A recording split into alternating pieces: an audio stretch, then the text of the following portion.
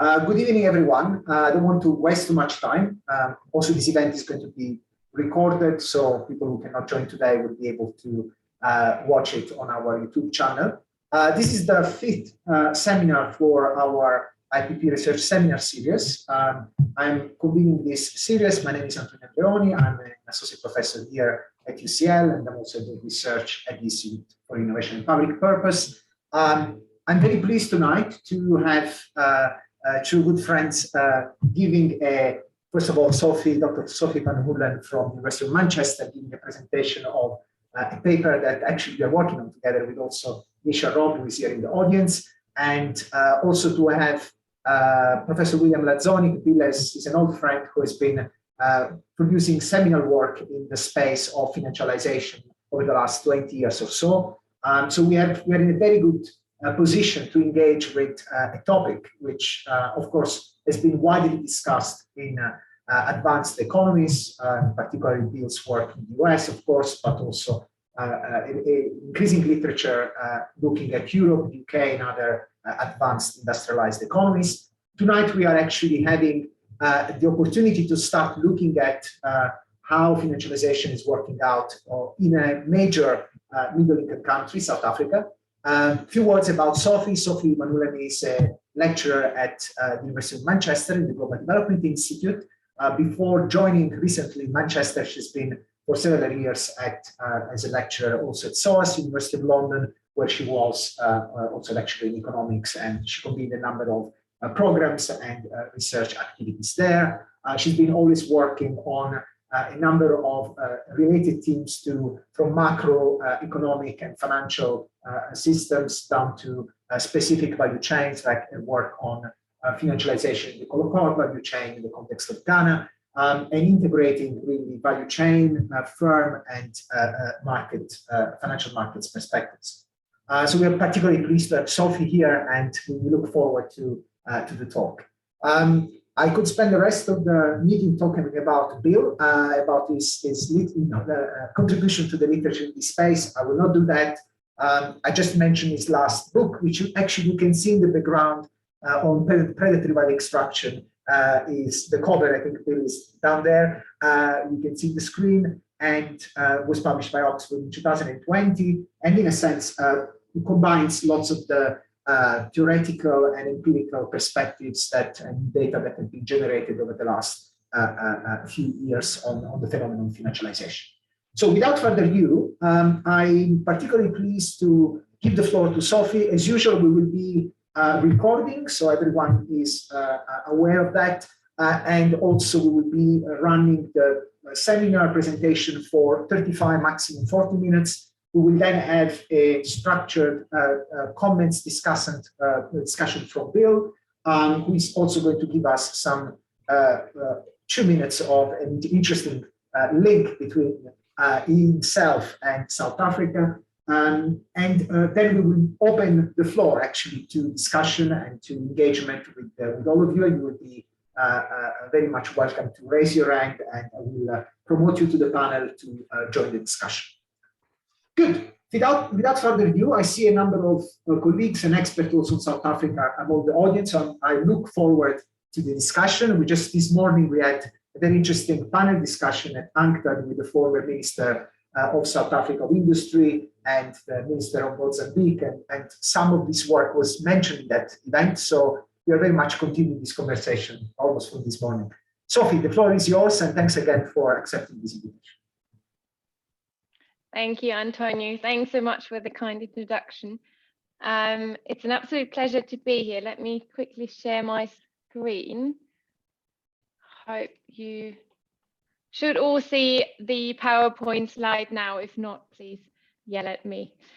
The research I'm presenting today, as Antonio said, is a combination of preliminary results from an ongoing research project and also insights from a book chapter that we recently published in an edited volume with title Structural Transformation in South Africa, which is now published with the Oxford University Press.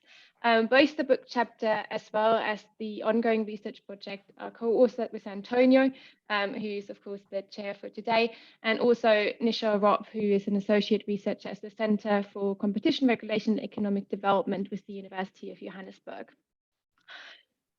The presentation today will be in 5 different steps. I will start with our analytical angle and talk very briefly about the South African context. I will then present some preliminary results on the data we have gathered, and also then proceed with 2 case studies. The first one is Sasol, a chemical company, and the second one is ShopRite, a supermarket chain. And we will use these case studies to deep dive into some of the issues that we identified at the aggregate level, looking at the preliminary data analysis. And finally, I will conclude with a summary of our preliminary findings, as well as a broader outlook and what remains to be done, so what we haven't yet finished or concluded on as part of the ongoing research. Financialization and financialization of non-financial corporations more specifically has predominantly been analyzed in the context of mature capitalist economies. However, there's some, and increasingly so, exceptions that have emerged, and we will engage with these literatures, with all of these literatures, and then build on them. For our analysis, we draw on these 4 theoretical lenses that are listed here, and of course the citations that are suggested at the right-hand side are not exhaustive, but just to give an indication who are the key contributors. The first of these 3 are subordinate financialisation, premature and variegated financialisation. These 3 make very important contributions to our understanding of financialisation in the context of middle-income economies. So they really focus on that gap that has previously been identified in the literature. Most of these literatures do draw heavily from a post-Keynesian and or Marxist tradition.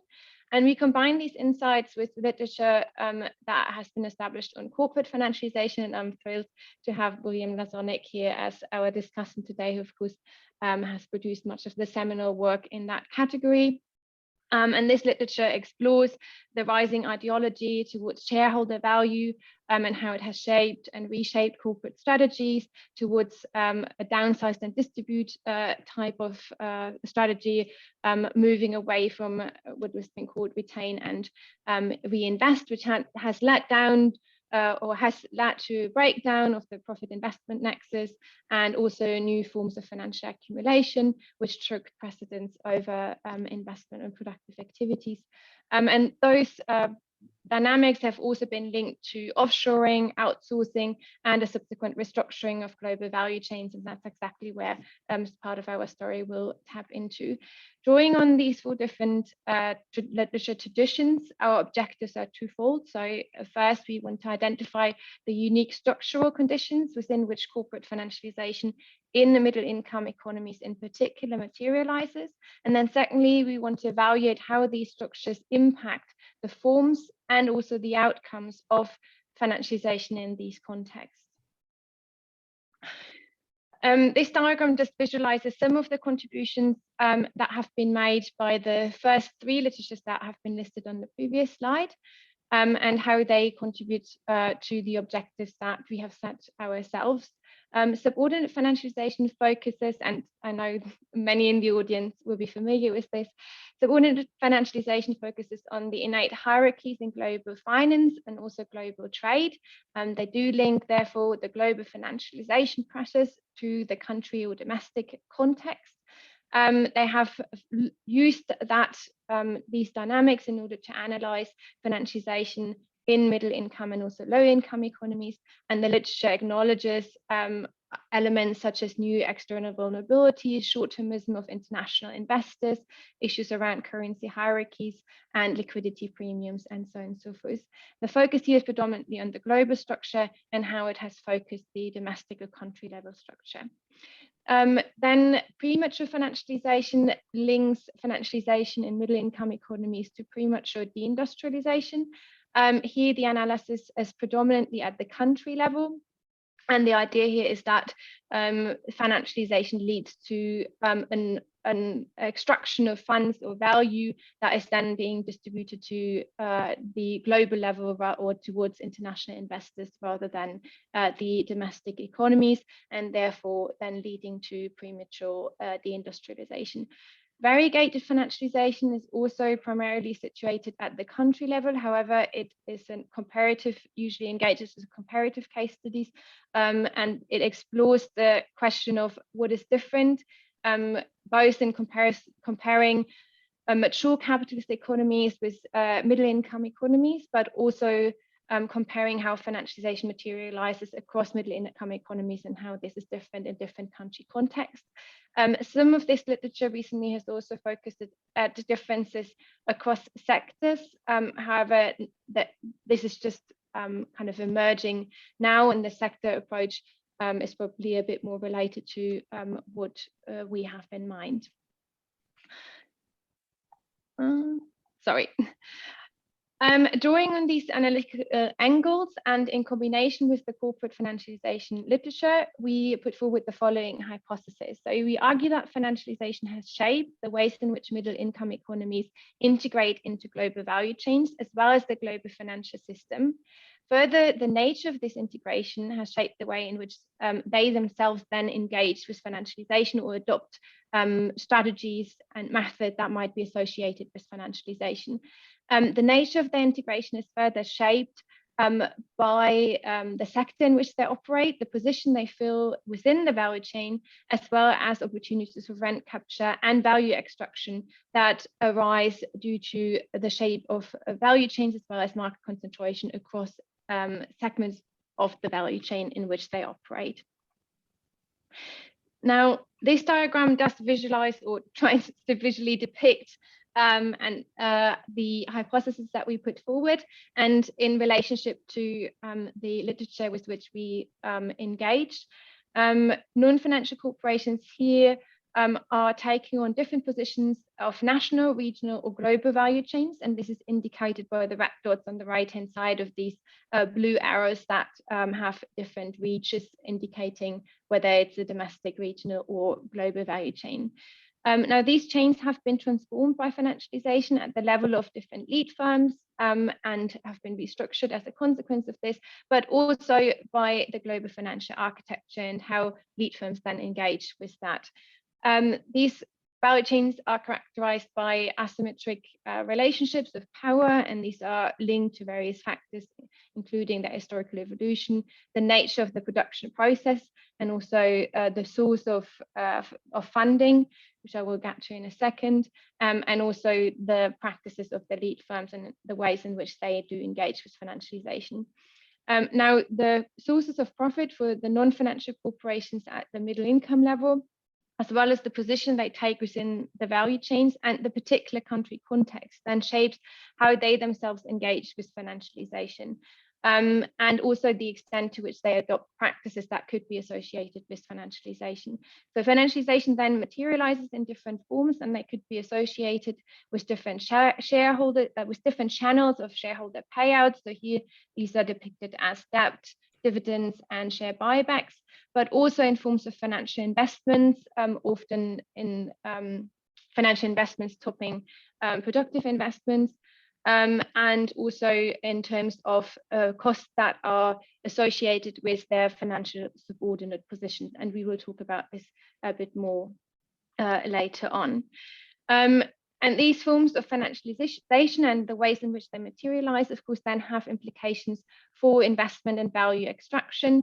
And our hypothesis here, and we find evidence for this, is that funds then tend to be channeled abroad towards international shareholders or investments instead of being reinvested domestically. So we have an added component. Not only is value extracted towards shareholders, but also there's a geographic component where this is not channeled towards domestic shareholders, but then towards international shareholders and investors.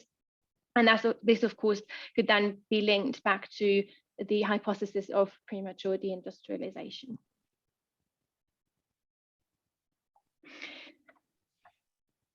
Sorry. Before I move into the analytical part, let me give you a very brief introduction into the South African context, and the emphasis here is on brief. I know a lot of those in the audience will be experts in South Africa, and here it's just really the absolute minimum in order to provide the context in which we want to tell our story. Historically, the South African economy has been dominated by the so-called mineral energy complex, and this term has been coined by Fynbos Stomje in 1996. And they have used that term as a description of a system of accumulation that was specific to the South African economy. The South African economy, as a result of this, has been heavily dependent or influenced by the fluctuation of global commodity cycles, and in particular, commodity boom in the 1970s, in combination with existing capital controls at the time, has then fed into an expanding financial sector by the excessive cash that was available as a result of that windfall boom. Those patterns of economic and industrial development then remain heavily skewed until today towards this MAC, or minerals energy complex, with a high dependence on commodity prices as a result. Today, South Africa hosts the stock market with the second highest capitalization in relation to GDP, and this is only topped by Hong Kong. And it also shows as well documented in the literature symptoms of premature industrialization, then again tapping into the previous hypothesis we put forward. Now, due to this historic dominance of the MAC, or minerals energy complex, a lot of the financialization literature that focuses on South Africa has also mainly discussed has been discussed within the context of MAC, but there are literatures or studies that have expanded this and have documented that other sectors also show symptoms of financialization as well, and that also motivates kind of probably moving beyond the focus on MAC and looking at the economy more broadly, including other sectors as well. Symptoms of subordinate financialisation and also the new forms of external vulnerabilities are also well documented for South Africa, and there have been several studies discussing that, Isaac and Kaltenbrunner here being mentioned as one. For our analysis, we obtained data from DataStream from 60 companies that are listed at the Johannesburg Stock Exchange. These corporations are those with the highest market capitalization, and also in addition, as a criteria, they had to be listed in 2000 or before to have a sufficiently large sample size. Some of these are listed at multiple exchanges, and some of them also have headquarters outside of South Africa. These are multinational corporations that then also list within South Africa and operate within South Africa, but they don't have the headquarters there. Also, some of the South African companies having their headquarters in South Africa also listed at foreign exchanges. The sample is spanning over 2 decades, and the unit of analysis is the corporations. So we draw our data from consolidated balance sheets, which brings some problems with it. We then discuss in the outlook section, because that's something that we wish to unpack a bit more in future studies. This is a list, so this is the first half of the list of companies that are within these 60 companies, and they are here combined or grouped by economic sectors. Our first case study, which is Sasol, is in the basic mineral sector, an energy company, and has this red bar around it. Our second one is within the consumer non-cyclicals, which is ShopRite, which is the supermarket chain. 2 of these corporations have recently been delisted, one due to a hostile takeover, and another one because the majority shareholders held more than 80% of the overall shares. So publicly sold shares or traded shares were very small, and they decided made a strategic decision to buy back the public shares as a result of high volatility of their share price. However, both of these companies have data available till 2020 because the delisting happened afterwards. Our preliminary analysis of that data looked at 2 different dynamics, potentially 3. The first one was looking at dimensions of financialization in terms of investment. So to what extent do these corporations make financial investments, so part of their operational income or part of their income is then taken from or gained from these financial investments. And the second part is financialization of objectives in terms of how much of value is being extracted and then redistributed to shareholders in comparison to the overall earnings. In terms of financial investments, we observe the following 3 points. So the first is that financial income, and this here is non-operational financial income. So financial income that is generated by purely investing in financial assets.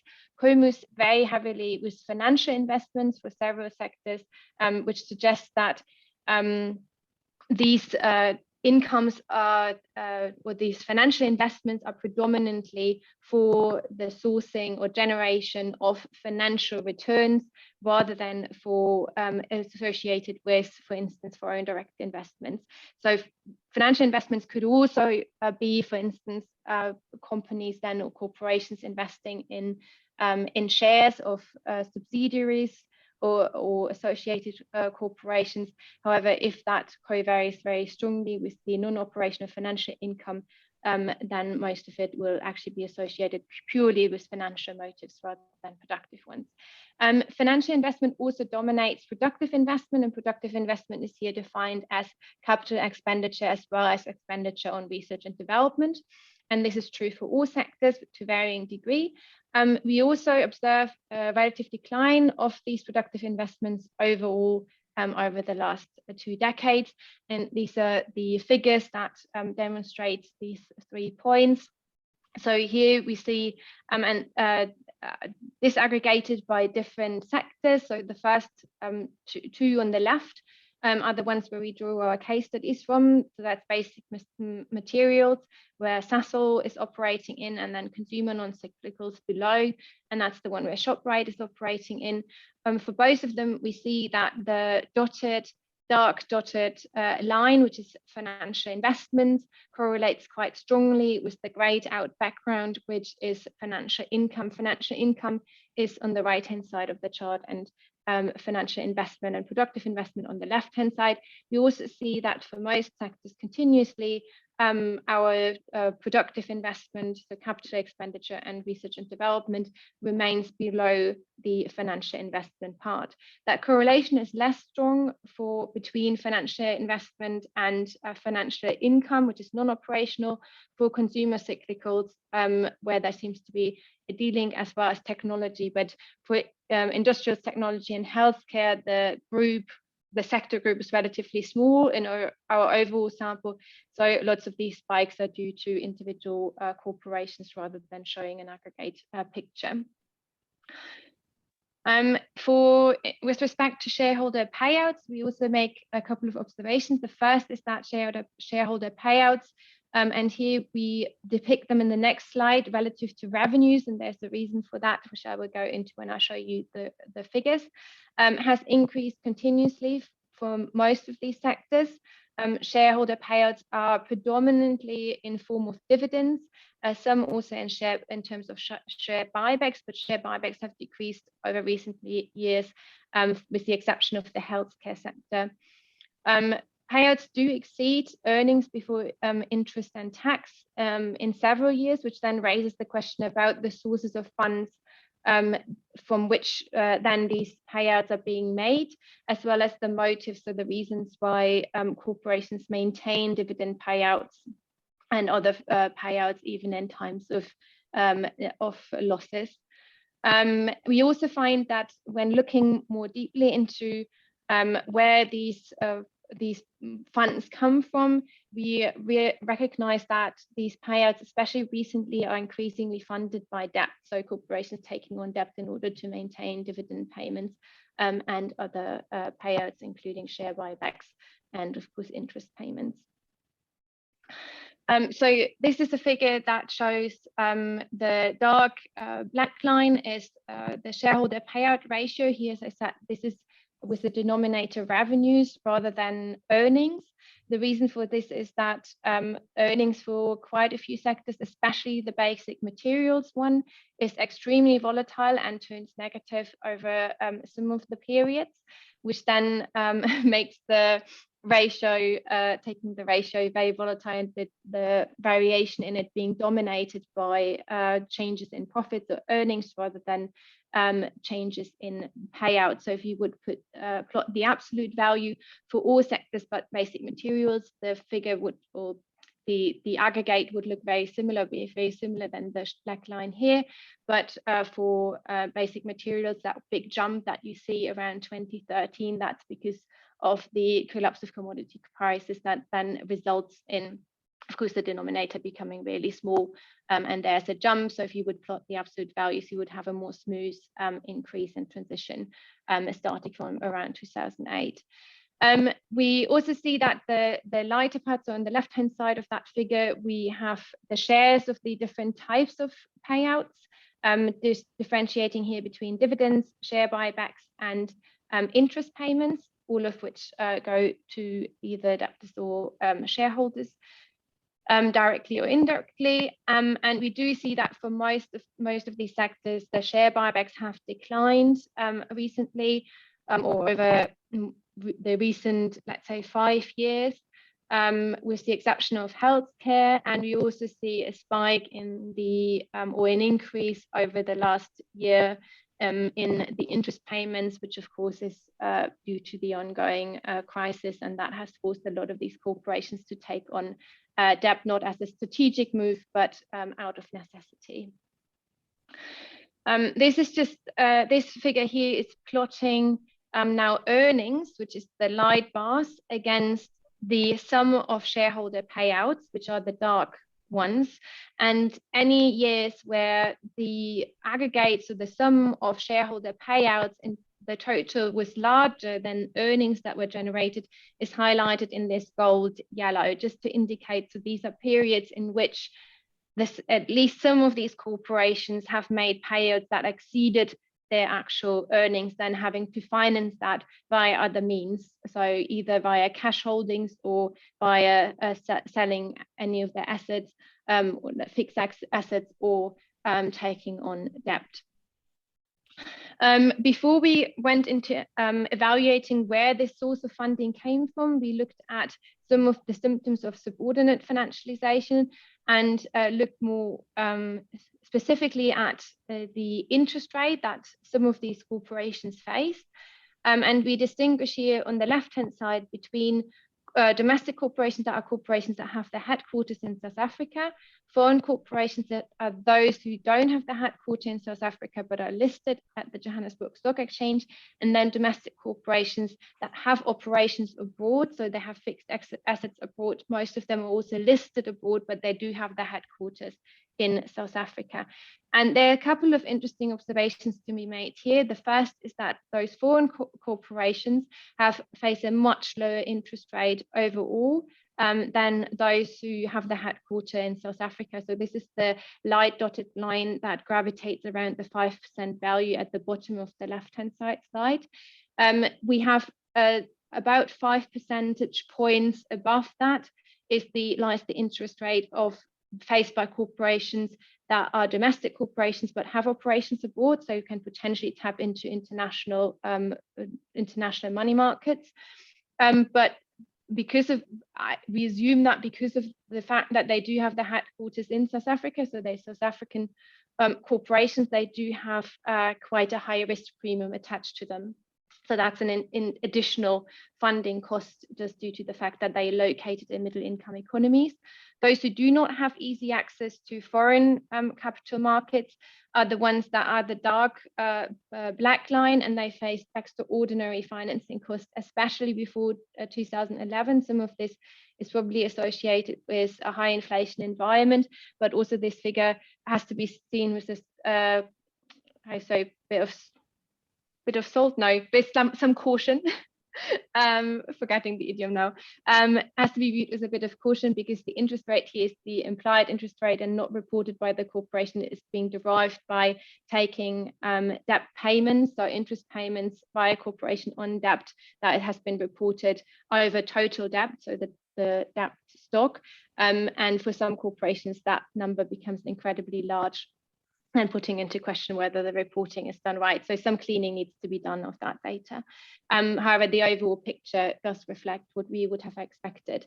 On the right-hand side, we see a similar picture emerging for leverage. So this is total debt over the percentage of total assets. And we can see that the foreign corporations have a much higher level of leverage and are able to attain a much higher level of leverage, also because they have a lower risk premium attached to them.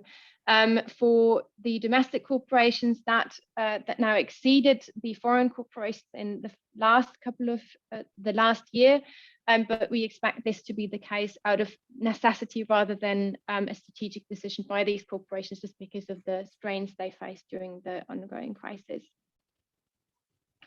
So I will not spend a lot of time on these two. There are two regressions that we did run.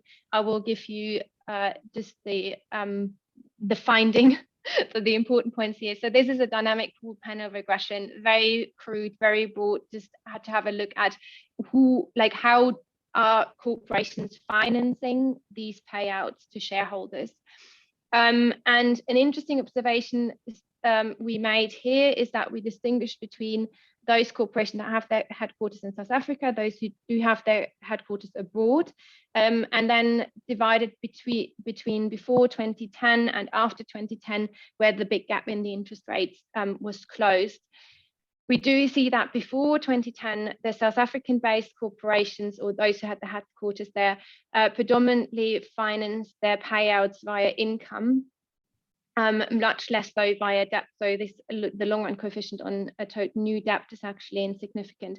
After 2010, the results look very similar compared to those who have headquarters abroad, who previously also had financed most of their payouts, or a substantial amount of their payouts, by taking on new debt. At least that's what appears as part of that regression. So the ones with headquarters in South Africa only recently tapped into debt markets in order to finance these. We ran a second regression that had as the dependent not the payouts per se, but the payouts that exceeded earnings. So basically excess payouts, in excess of earnings.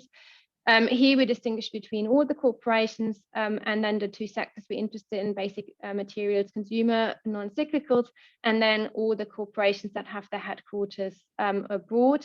Again, we see a similar trend. So for the payment or the amount that is paid by taking on new debt is lower for those with headquarters in South Africa.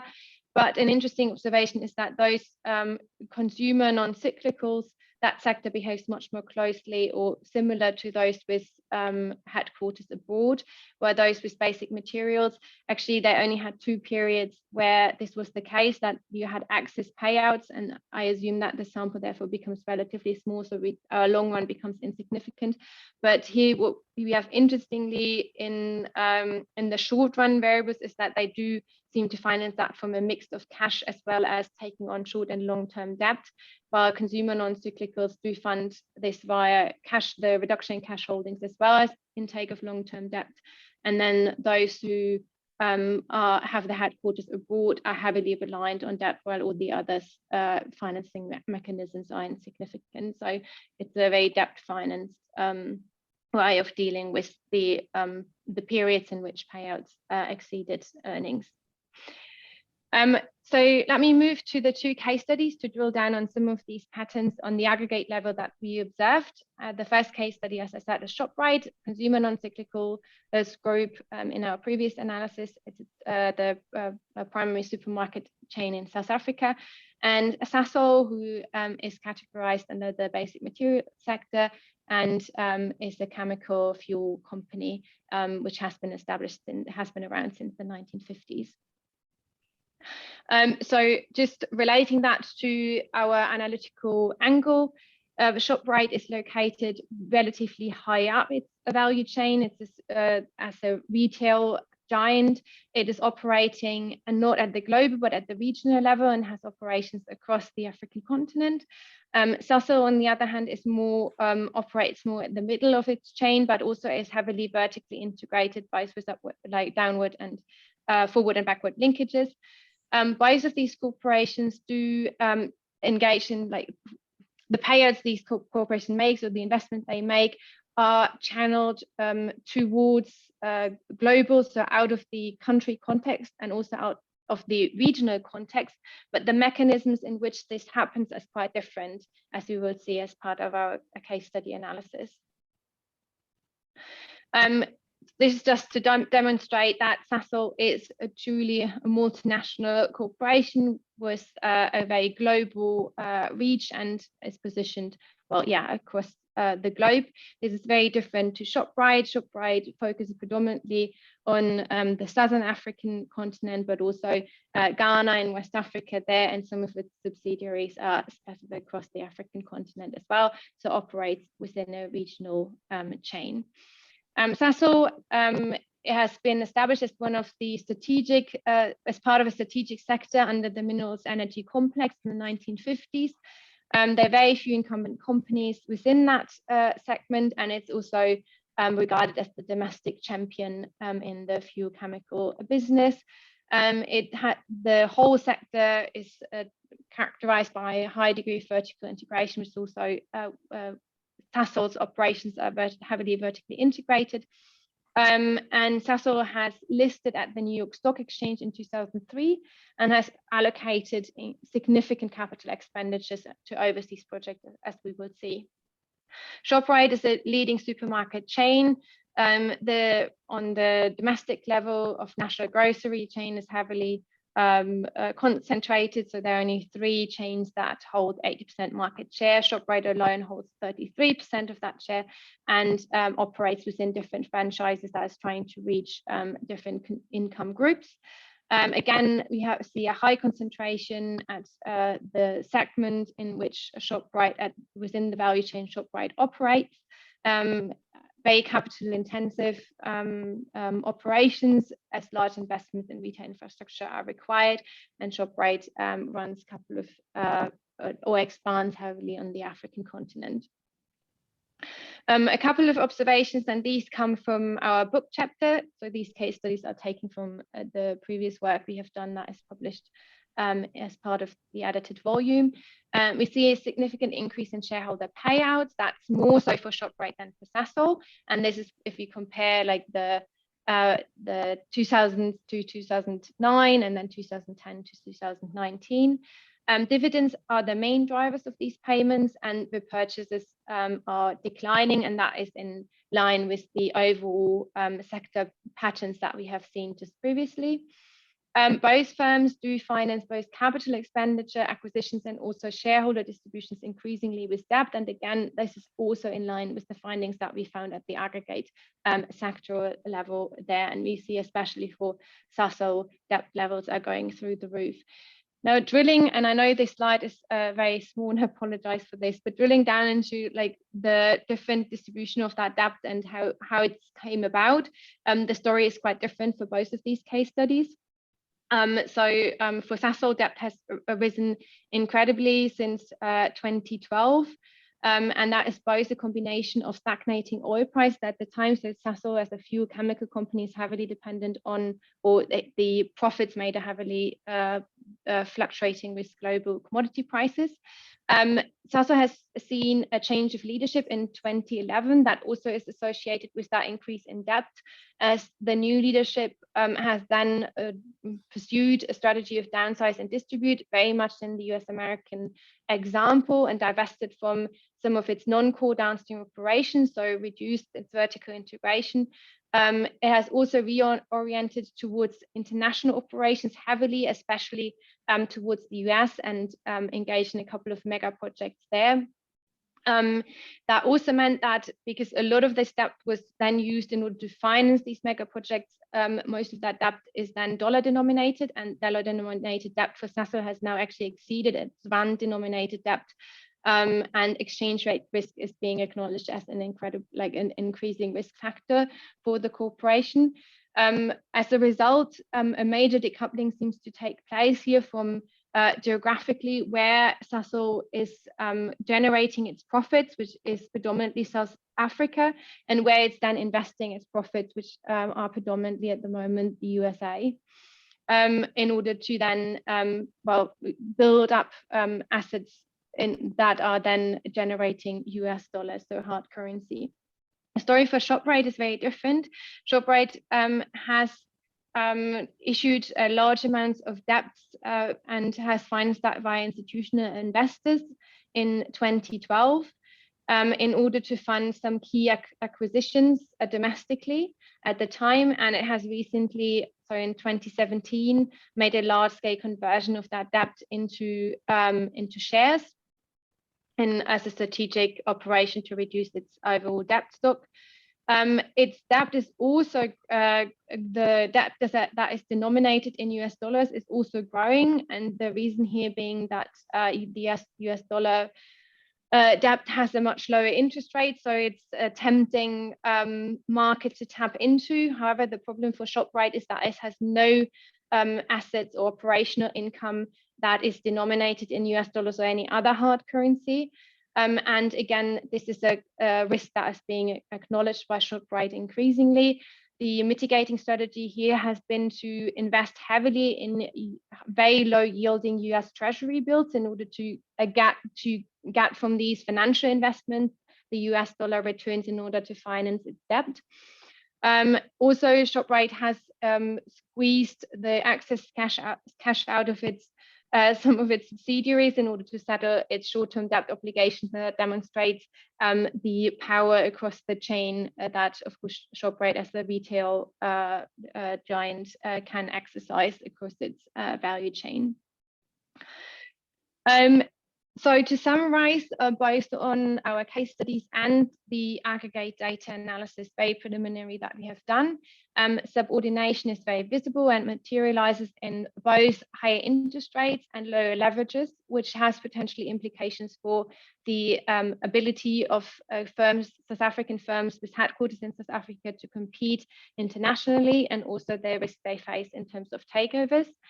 They do need to attract or retain foreign capital. So most of the investors or institutional investors are foreign investors, and this has resulted in a steady increase in dividend payments, even during last years of loss making. The excess shareholder payouts have previously been financed via cash reserves, but increasingly so via international debt markets and taking on more debt.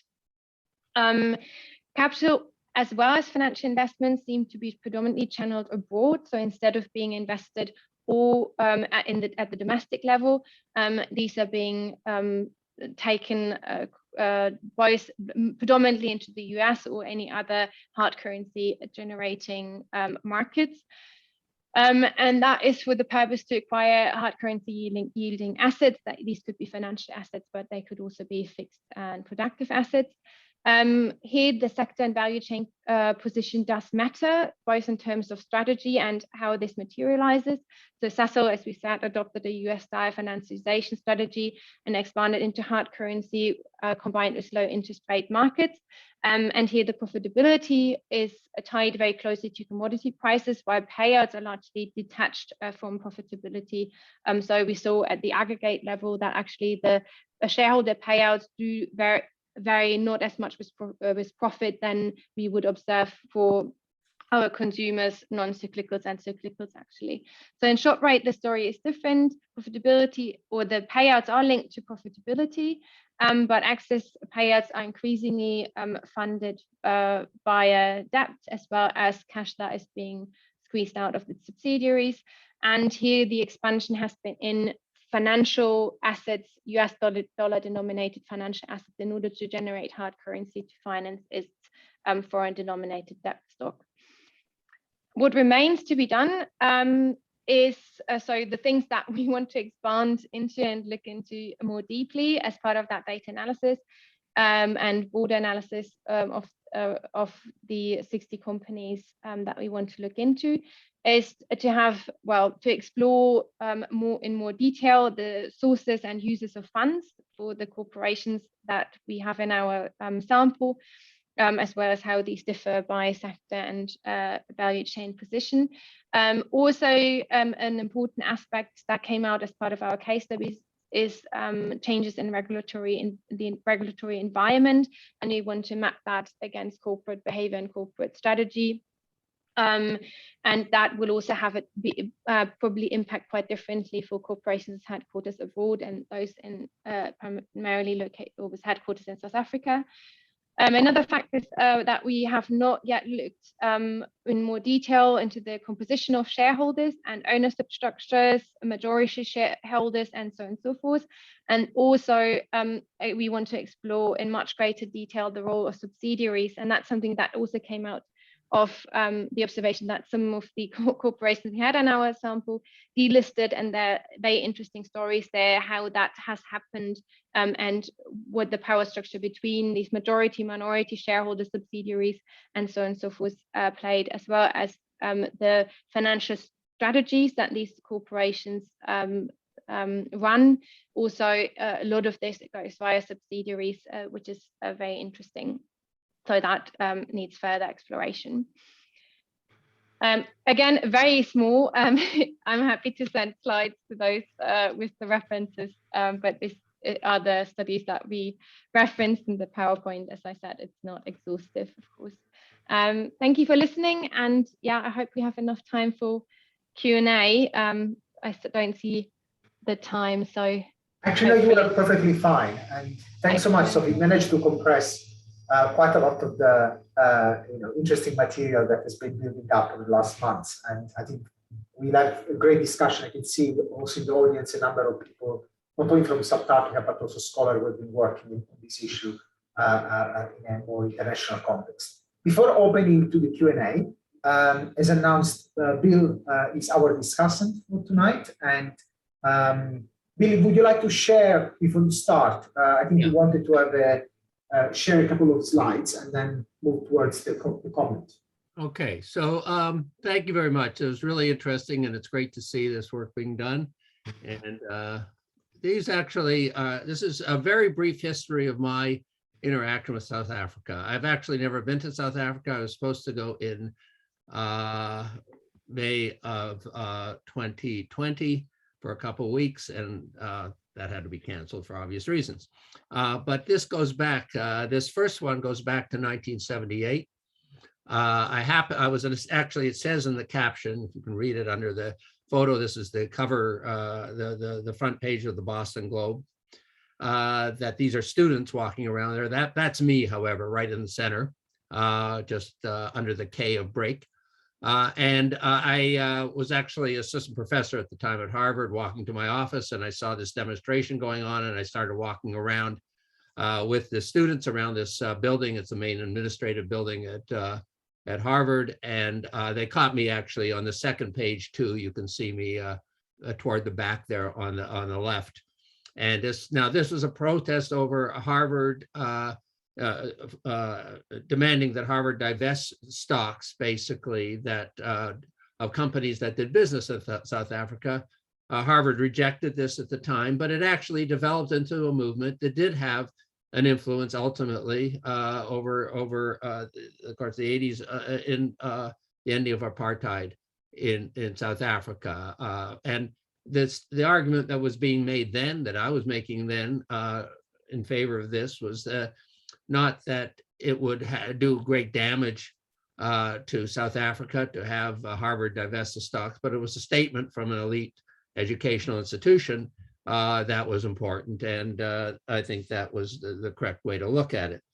Okay, the second one is kind of actually directly related to what we've just been talking about, but it might not be apparent from the first slide. This is a speech at the mining Indaba in 2013 of the Minister of Mineral Resources, Susan Shabangu. And I think there was like 7,000 people there. in Cape Town. Now, what does this have to do with it? Well, it turns out that the reason I found this speech was a number of years ago. I was trying to figure out just something I was writing. When was the first time in my research paper in the 90s that me and Mary O'Sullivan, who I was doing work with then, used this kind of alliterative contrast between retain and reinvest and downsize and distribute. And this popped up. And here it is on the second, I cut this out. We observe with concern the focus on short-term gains with respect to long-term process prosperity. These are not in the interests of the stakeholders, including shareholders. These are based on the principle of downsize and distribute rather than retain and invest. Maybe they didn't think they had invested in the first place, so they didn't put reinvest. Anyway, I assume this came from some speechwriter who maybe someone on this call, I don't know, but who had read some articles of mine. Clearly, it came from that, but I'm not sure. The whole context of this was not clear in the speech, but it was a argument that was being made at that time. Okay, well that's all for the PowerPoint. Let me just go to the comments on the. Let me get rid of this. On this interesting talk. Okay, well, first of all, as a direction for this work, would like to see it tied more tightly to a strategy for South African development, because ultimately that's going to determine what types of companies you look at, what kinds of, not in the first instance financialization, because I actually think that sometimes people jump into financialization too quickly, but value creation, how in fact you get value creation and how this can result in a development strategy. And of course here, the study of comparative economic development is of importance. And I've been writing recently a lot on global semiconductor fabrication, which the leading companies now are TSMC in Taiwan and Samsung in South Korea. And I came to this actually a book that I wrote in 2009 on high-tech industry and looking at globalization of high-tech industry. And in the 1970s, South Korea and Taiwan had wage rates that were lower than South American countries. And clearly there's been a very different trajectory. But what they did have was they were the first places that, starting in 1963, that semiconductor companies outsourced their testing and assembly. And by 1970, every American semiconductor company, of which there were many coming out of Silicon Valley, were making investments in South Korea, Taiwan, Hong Kong, Singapore, to do testing and assembly.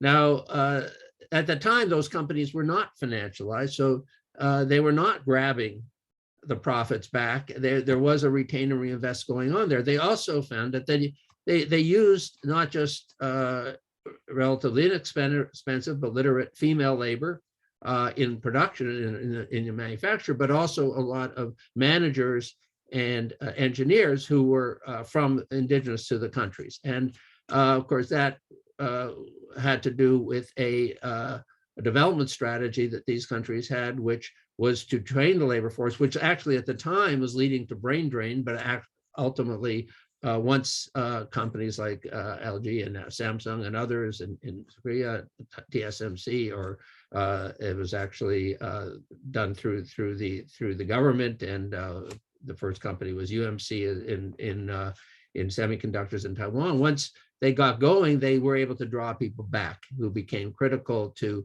the development of the country. And of course, they stopped losing people to the brain drain. And now you have in that sector, absolutely the most sophisticated producers in the world. And actually the main reason why they're outcompeting the United States, they don't do buybacks, they pay dividends, but they retain and reinvest. But it's not just that they retain and reinvest, they have a much more stable labor force. than you have in the United States. So a company like Intel, in terms of experienced labor force implementing the latest technologies. And so as much as you spend on capital equipment, R&D, as much as Intel spends, and it spends a huge amount on buybacks, the real problem is ultimately that it's not focusing on how it maintains a stable labor force in a country where actually there's a lot of job hopping and people going from one company to another to try to get stock-based pay, et cetera. And that actually is something that needs to be understood. So that really is ultimately not so much about value extraction, but about value creation. Okay, so that's the kind of things that what I would like to know about South Africa, which I don't, is first is where are the developmental possibilities? So that, I guess that Susan Chivangu statement was saying there were some possibilities there. She didn't say much more than that, other than say they should retain and reinvest. Okay, now in terms of the I like these other dimensions of financialization. Clearly, the subordinate dimension is very important, and I think that's really what ultimately the story of these two companies is, much more than necessarily corporate financialization to come to toward the end. But I think actually, in some ways, what you want to see, financialization of the type that I've been looking at occurs because there's been innovation, because there is actually a potential, because there are companies there that have profits, and that's not the profits that are the problem, is who grabs hold of the profits. Now, if there's no potential, then you don't get development. So I don't know if this would fit into premature financialization, but basically there's just raw exploitation. So I wrote a paper, it's a version of paper on how ridiculous the neoclassical theory of the firm is, that people are arguing teach that the most unproductive firm is the foundation of most efficient economy. And when I started teaching this to students, I said, really what neoclassical economics is about is sweatshop economics, of just having the most exploited, cheapest labor possible. And that's what the firm does. And in that context, there are articles written by people like Jeffrey Sachs and Paul Krugman. One of them, maybe it was Sachs, it was 3 cheers for sweatshops. Because without the sweatshops, the sweatshops are paying higher wages than they would have otherwise. They're providing employment in Indonesia and other places. Well, that's not a development strategy. Obviously, that's a strategy to maintaining poverty, and there's plenty of that examples in the African continent. So I think what you're doing is looking at the companies that have a potential for development and saying, okay, what can they do? And here I think you need to be careful about a few things. One is actually this notion of financialization, because they have a big pool of money in the company and they're putting in a various kind of financial assets. I would actually say I'd rather have companies do that than pay out all that stuff in dividends and buybacks, all that money. That is, if you may not have, at this point in time, you may have a lot of profits. You may not want to raise the wage rates too much. I'd like them to see that. I'd like to see them expand employment if that's possible, have innovations. But if you still have a lot of money, I'd rather see the companies maintain that money. And obviously, you're not going to put it under the proverbial mattress. I mean, you're going to try to make some money out of that. The Japanese companies like Toyota, it was called Aiziteku in the late 80s in Japan, because they had so much money and people were willing to give them money, like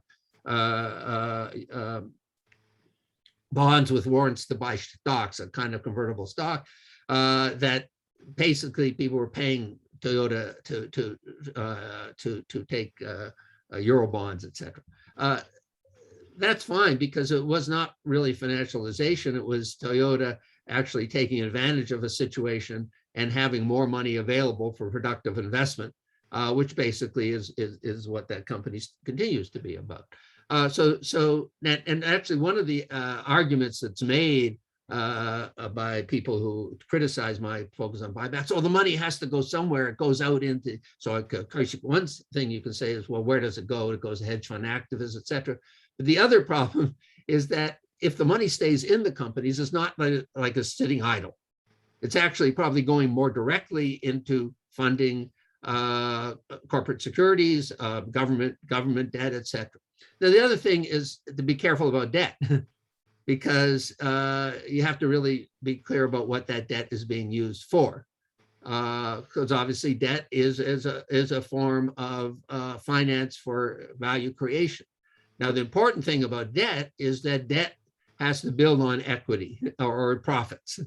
And really it's the profits that are the foundation for capital formation of a company that is ongoing once it can generate profits, because first of all, if those profits are sufficient to finance capital formation, then that's fine. If they're sufficient to finance capital formation, by which I mean also investment in human capital, which is not very well measured, then they can pay out dividends. That's not a real problem, because it provides a way for savers to have some yields on just their savings. Buybacks are a big problem. I'll come back to that, because they're not always a problem, but they're generally a big problem. And if you can come to closure in a few minutes, because otherwise people cannot join the discussion. So basically, we have to really be clear, dig into these companies and see what they're doing. And actually, in the two cases, I didn't see that. I thought it was more that they were subordinate to global operations, rather,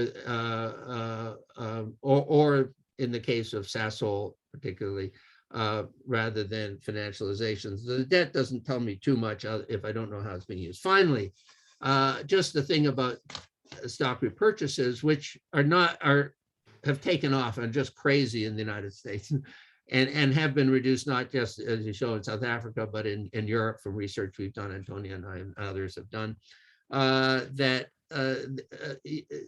and even in the United States, there are some companies that are backing away from stock buybacks, specifically for the purpose of investing in their productive capabilities. A few, and Intel, Pfizer recently, Disney. Okay, so, but there is a problem, because, and I won't get into it, but I can send people a note that I've written on this. The buybacks that we measure from the S&P 500, the CompuStat database, for example, and this may be a problem with other databases, don't really necessarily measure what we want to measure.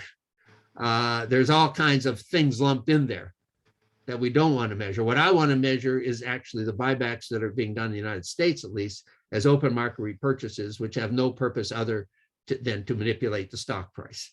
And things like tender offers or buying from individuals a big chunk of stock. There's even stuff lumped in there which has to do with companies repurchasing stock from their own employees when they get stock awards to cover the taxes withheld, that get lumped together. So you really got to be aware of what the weaknesses of the databases are. Okay, let me stop there. Thanks, Bill. Thanks. I think there is quite a lot of further food for thoughts, and also how to look at the specific institutional regulatory environment. I mean, lots of emphasis on the debt side is because in other countries, we discussed many times, you cannot distribute dividends and repurchase stock using debt. In South Africa, you can do that. You can do lots of things that actually make that quite a problematic issue for companies that could actually make investment that they're not.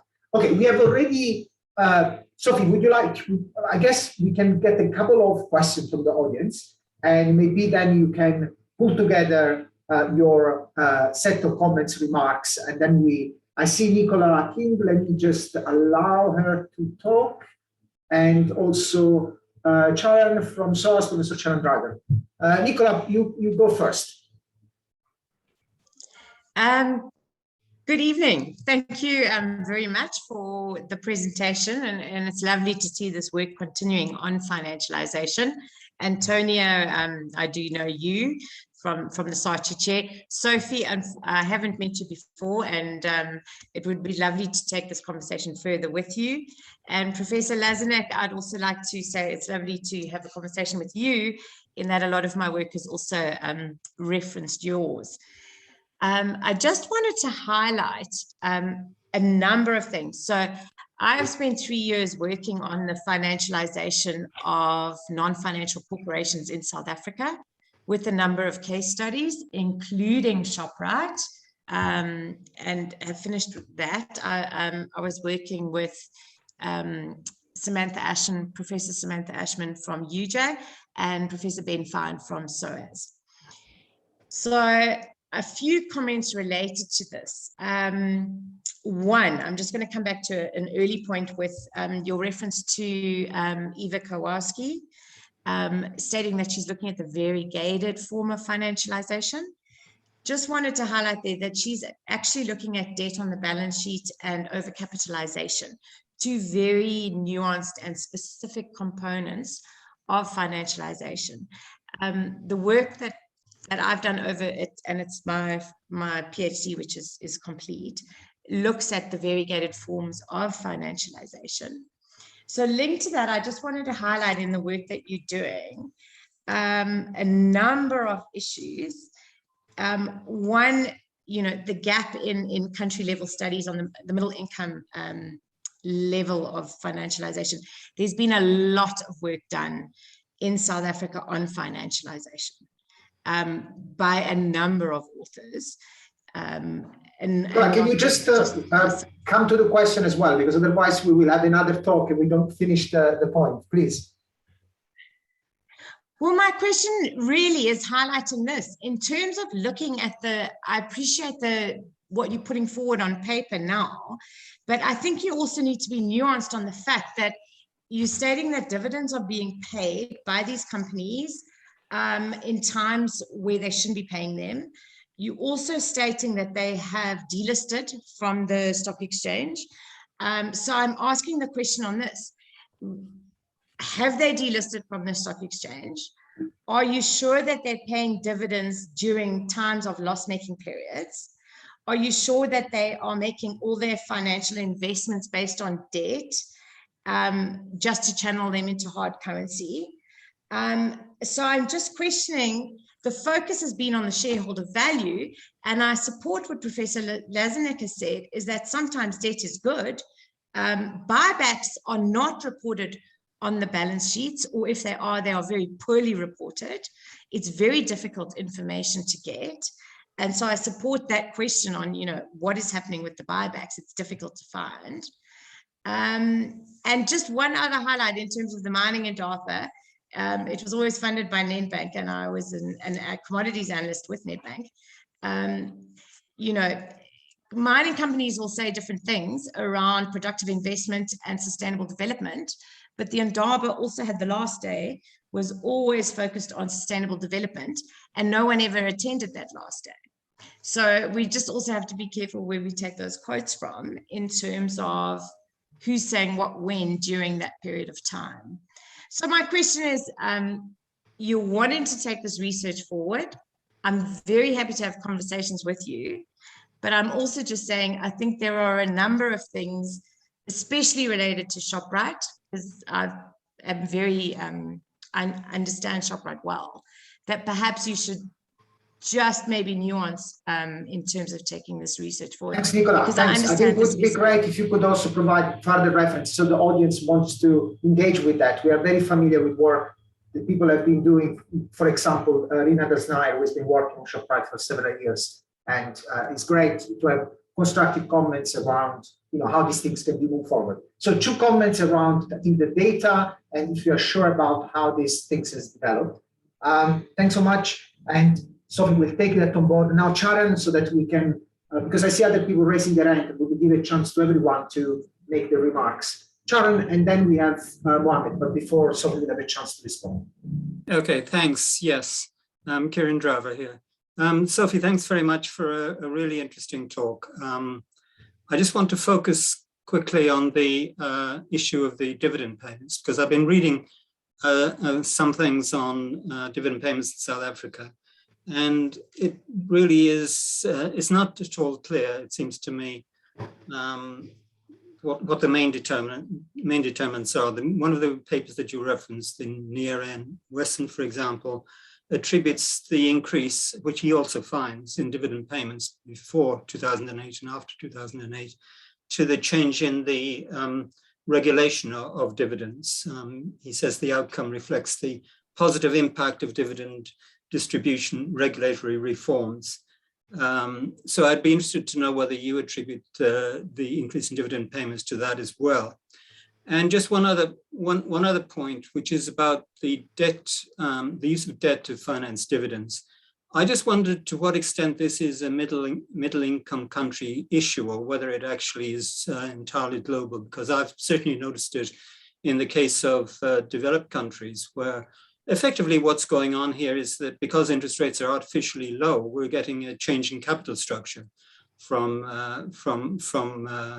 equity to debt, and dividends are a way of achieving that. So it's not clear to me that that is a particular middle income issue. Thank you. Thanks, Sharon. These are very good points, very interesting points. Sophie, would you like to address these? We have quite a lot, so you can try to combine, and then I will pass to Serhai Mohammed as well, who has already raised his hand. Okay, excellent. Let me start from the back to the front, because that's the way I took my notes. Kieran, just as a point of clarification, so the point on to what extent dividends are being financed by debt, that's exactly the point. So it's not a middle income. It's something that's particular to the middle income economies, quite the opposite. So what we find is that those corporations that have their headquarters in the financial centers, so actually in mature capitalist economies, they're much more tapping into debt as a source of financing in the long run.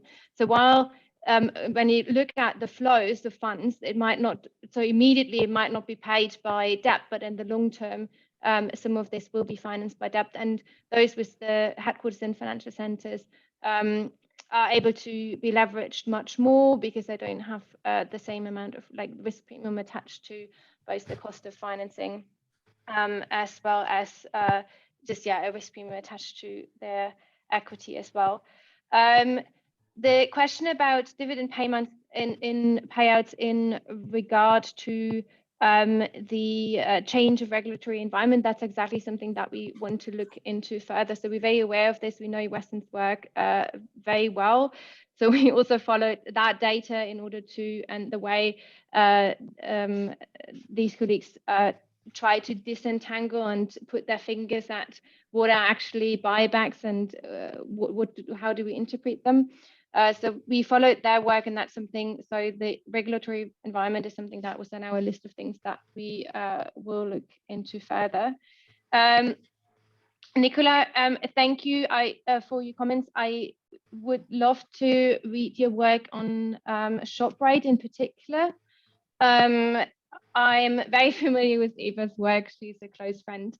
And yeah, I'm very familiar also with her work on Axis cash holdings. And we actually cited one of the papers where she looked at that, the 2015 paper, where she looks at Axis cash holdings and how they're being used by mining corporations, and they're distinguishing between those who are engaging in explorative activities in mining, and then using cash holdings also for speculative financial investments, and then mining companies that are on the extractive side, and they're very nuanced indeed.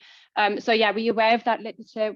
I cite both a variegated financialization approach, because she had put a lot of this forward in terms of focusing on what are the differences from middle income economies to mature capitalist economies, as well as across middle income economies more broadly. So not only on South Africa, but she has also worked quite a lot on South Africa. So you will see her cited on both of these slides, so the South African context and a previous context. And yeah, I agree with large parts of the parts of her work there, and these are important contributions.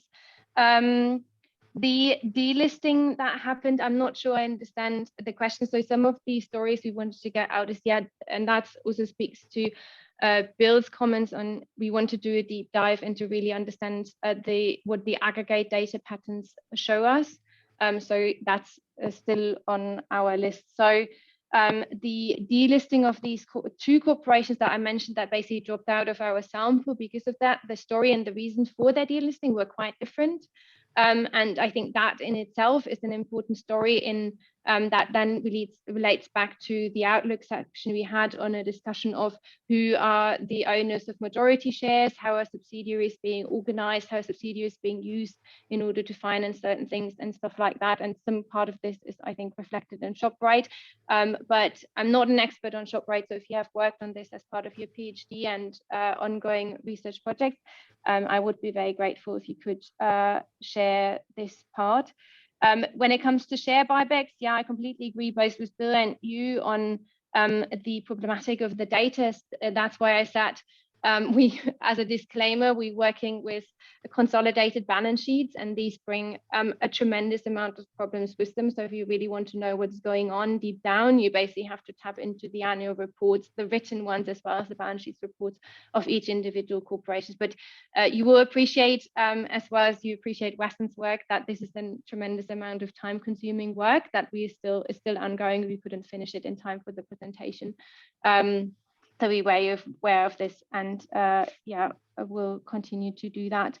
Bill, I think the one point which I completely agree with, and I think some of the points that you made, I tapped into the comments that we received afterwards, so I see them like just like a combined response. But the one I think that is the most striking and the most important in my view is the strategy for South African development. So where do we want to go with that, and also the so what story. So if we think about some strategic sectors that might be promising, yes, I do think so, but our main part of, and that's definitely something that a question that we have asked ourselves in order to bring that research forward. I completely agree. Our main focus here, and as you rightly identified, was on the structures that shaped financialization in South Africa at the corporate level. And the subordinate story here is prominent, but it materializes quite different. And I think these differences come out both from the case studies as well at the aggregate level. So while these global structural constraints shape the ways in which these corporations operate, it's not only the global level, it's also the level of the sector in which they operate and the position they fill within the value chain. And that's the addition, or that's the addition we want to make. We can't borrow heavily from the subordinate financialization literature and all those who drove that agenda forward. And we try to marry it with the corporate financialization story in order to kind of dive deep into how the strategies of these corporations has shaped in these contexts, acknowledging that these contexts are different and they're constrained. And I think there's some interesting stories there. Not all of this could be shown today, but yeah, in our future research, it will. Thanks, Sophie. Thanks for the feedback. Let me just get Sarai Mohammed, and again inviting people like Nicola, who mentioned several work published in this context, to share with us, so we can all, people in the chat, also familiarize with that work. Bill's work is available also in the IRNet website, where lots of the things that he mentioned can be downloaded from there. Sarai, would you like to? Thank you very much. Yeah, I really enjoyed the presentation, and I really impressed with the work that you guys done on with all those corporations. And like you, I think William Lazanik's point about what, you know, where are the opportunities for development raises a really important question, because I've been really depressed about the South African economy, and I've seen a lot of what's happened since the 90s as sort of the reverse of a development potential. And I think, I mean, what would be really useful is to think about the different versions of financialization you have, but also, you know, equity raising, offshore listing, and also debt raising within that kind of periodization of what's happened during the post-apartheid period. So you have the unbundling of the conglomerates, and now you have basically a lot of their subsidiaries. And the subsidiaries have changed hands. There have been changes in ownership, but also within that, a lot of them are still looking outward for expansion. They're also looking outward as a way of moving or withdrawing capital from South Africa. So I mean, I'm giving a very sort of unnuanced story here, but I'm actually seeing very few opportunities for further industrialization and productive growth in this story, and we're living with that kind of legacy of the conglomerates and the stranglehold they had on the economy that their subsidiaries still do have. What I found really interesting in your work, I really like the comparisons of sort of debt and share buybacks over different periods, and I'd be interested to see some more of that data. But it seems really scary because it looks like we're weakening the base of many of the big corporations in South Africa, like Shoprite, like Sasol, and what's probably going to happen over time is that they're going to try and sell more and more of their shares or subsidiaries to Black-owned companies and smaller domestic corporations, and move more of the expertise and the R&D and other things like Anglo did in the 90s abroad, and so weakening the South African industrial base and R&D base. So let me stop there, but just thank you very much for and thank you very much, William, as well, for the thought-provoking comments. Thanks, Rai. Thanks. I just to re-stress that some of the bigger picture came out in a book that was just published, where actually lots of colleagues across the University of Johannesburg from the Center for Regulation, Competition Regulation, Economic Development, CRED, have been involved, and also people from the Sarchi chair and a broader network of scholars. So, for example, we've been looking at what is happening in the agro industry and citrus and few other specific commodities. I've been involved in some work in, for example, in the master plan for the mining equipment industry, not the mining or mineral energy complex, but the manufacturing companies who are producing quite sophisticated mining equipment technology and exporting them around the world. So I think there are areas where, despite the quite overall depressing situation, we can see opportunities. And to a certain extent, it's great to have this conversation, not just looked from the supply side and technology innovation side, digitalization, but also from the corporate governance financialization side. Bill and Sophie, I don't see other raised hands. This is the last chance for people who would like to further raise comments or questions, and otherwise I will go for a final word by Bill and then Sophie, and then we close the meeting. Okay, well, yeah, I think it's been a great discussion, and obviously it's one we should continue. And I think that obviously the relationship to particular development strategy, the key sectors is important. But at the same time, I think just digging into some companies and trying to figure out what's going on there and becoming familiar with the data and the methodology for doing this research. I mean, that's something in and of itself. It's as Antonio knows, we've been working on the UK pharma industry for some time, and it's not straightforward. I mean, even for someone like me who's been doing a very long time, there's always new things you're learning about how companies are measuring things you have to look at, institutional variations like provisions about doing buybacks and dividends and under what extent they can do them, and how things are measured, which are not often as they seem. So it's important to get your hands dirty in a sense, just doing some of these studies just to figure out, to develop your own expertise about how to go about these things. Thanks so much. Thanks, Bill. Sophie, would you like to have a final round of reflections, and then we close the meeting? I'm in the meanwhile posting and copying materials and references so that people can engage with the broader literature on these issues. Excellent. Yeah, maybe you can copy my email or your email address as well for those who have been working. I mean, it would be great to link up with those we don't know yet who have been working in financialization in South Africa in particular. And yeah, I'm always see that Nicola is a part of a similar network, so it would be great to expand this. Thank you everyone for the brilliant comments, especially Bill. I think that it's very useful, and I take your comment was, yeah, they often too easily jump on the financialization buzzword and need to understand more closely what's going on at the individual company level. This is definitely something that we want to do. So our idea was to have a combination of the aggregate data analysis, which will identify patterns, which then, of course, in order to explain what is actually really going on, you need to look into individual corporations, and there's no way around this. I'm not a stranger to this material. I've done that a lot when it comes to food companies, which is my actual area of expertise, but I'm very excited to expand that area and look into other sectors, and especially as they are relevant for South Africa.